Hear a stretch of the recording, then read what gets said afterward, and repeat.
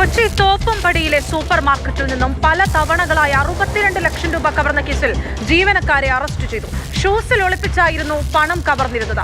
Police lookout notice പുറത്തിറക്കിയതിനെ തുടർന്ന് ഒന്നാം പ്രതി വിദേശത്തേക്ക് കടന്നു കളഞ്ഞു. പിന്നീട് നേപ്പാൾ വഴി സൈക്കിൾ മാർഗമാണ് ഇവർ ഇന്ത്യയിലേക്ക് തിരികെ എത്തിയത്.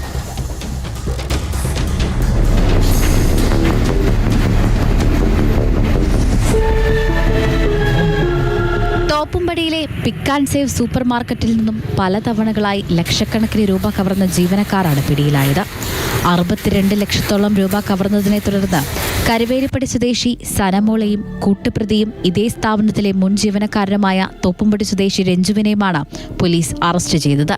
ഏറെ വിശ്വസ്തയായി പണമിടപാടുകൾ കൈകാര്യം ചെയ്തിരുന്ന സന എല്ലാ ദിവസവും ചെറിയ തുകകളായി കവർന്നിരുന്നു. ഷൂസിനുള്ളിൽ ഒളിപ്പിച്ചും മറ്റുമായിരുന്നു ഇവർ ക്യാഷിൽ നിന്നും പണം കവരുന്നത്.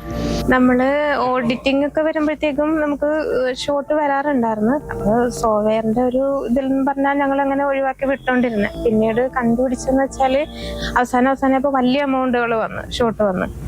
അപ്പോൾ നമ്മൾ സോഫ്റ്റ്വെയറിന്റെ അവരെ വിളിച്ചു വെച്ചപ്പോൾ അവർ തന്നെ ഒരു കാരണവശാലും അങ്ങനെ ഒരു ഇത് വരില്ല, നിങ്ങൾ ഒരാളെ അവിടെ നിർത്തി എഴുതിച്ച് നോക്ക്, അപ്പോൾ നോക്കാമെന്ന് പറഞ്ഞു. അങ്ങനെയാണ് ഞങ്ങൾ ബാക്കിൽ നിർത്തി ഒരാളെ കൊണ്ട് എഴുതിച്ചു തുടങ്ങി. ആ 4 ദിവസം നമ്മൾ എഴുതിച്ച് ആ 4 ദിവസം നമുക്ക് ഷോട്ട് വന്നിട്ടില്ല അവിടെ.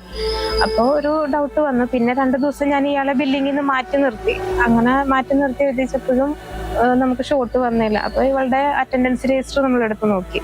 അറ്റൻഡൻസ് രജിസ്റ്റർ എടുത്ത് നോക്കിയപ്പോൾ ഇവള് മാസത്തിൽ എല്ലാവർക്കും 4-5 ലീവും വീതമൊക്കെ ഉണ്ട്. ആ ലീവുള്ള ദിവസങ്ങളിൽ നമുക്ക് ഷോട്ട് വന്നിട്ടില്ല. ഇയാള് ലീവുള്ള ദിവസങ്ങളിൽ നമുക്ക് ഷോട്ട് വരാറില്ല.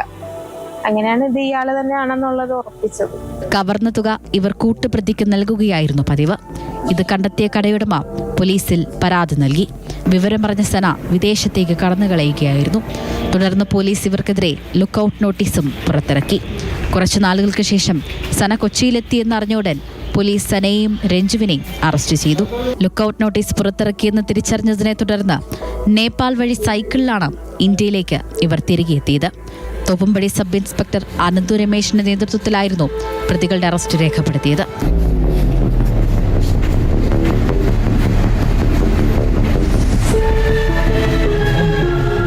മാതൃഭൂമി ന്യൂസ്, കൊച്ചി.